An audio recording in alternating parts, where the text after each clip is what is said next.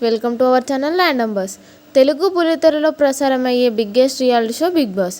ఇక గత వారం రోజులుగా ఈ బిగ్ బాస్ 8వ సీజన్లో టాస్కులు, నామినేషన్లు, కంటెస్టెంట్స్ మధ్య గొడవలతో రసవత్తరంగా సాగుతుంది. ఇక ఇందులో భాగంగా తాజాగా బిగ్ బాస్ హౌస్లో ఒక నిన్నటి వరకు ప్రభావతి 2.0 అనే టాస్క్ జరిగిన సంగతి తెలిసిందే.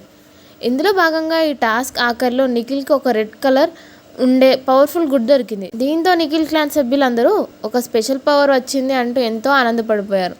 కానీ ఆ సంతోషాన్ని ఎక్కువసేపు లేకుండా ఒక పెద్ద ట్విస్ట్ ఇచ్చాడు బిగ్ బాస్.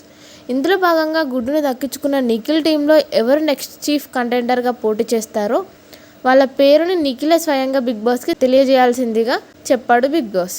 అంతేకాదండో, ఎవరైతే ఈ వారం హౌస్లో చీఫ్గా నిలబడాలి అనుకుంటున్నారో వాళ్ళు నిఖిల్ని ఒప్పించుకోవచ్చు అంటూ మరో మెలిక పెట్టాడు. దీంతో నిఖిల్ క్లాన్లో ఉన్న నలుగురు నేనంటే నేను చీఫ్గా పోటీ చేస్తానంటూ ఎవరికి వారు చీఫ్ అయ్యేందుకు తగు కారణాలు నిఖిల్కి వివరిస్తూ కన్విన్స్ చేసేందుకు ప్రయత్నాలు చేస్తున్నారు.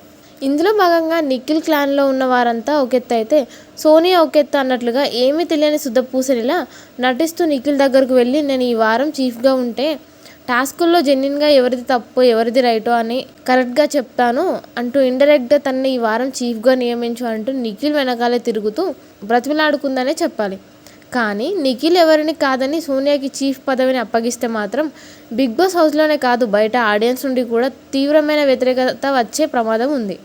మరి వీరిద్దరిలో ఈ వారం చీఫ్ కంటెండర్ పదవిని నిఖిల్ ఎవరికి ఇస్తే బాగుంటుంది అని మీరు అనుకుంటున్నారో కామెంట్ రూపంలో మాకు తెలియజేయండి. ఇలాంటి మరిన్ని లేటెస్ట్ బిగ్ బాస్ అప్డేట్స్ కోసం చూస్తూనే ఉండండి మన ఛానల్.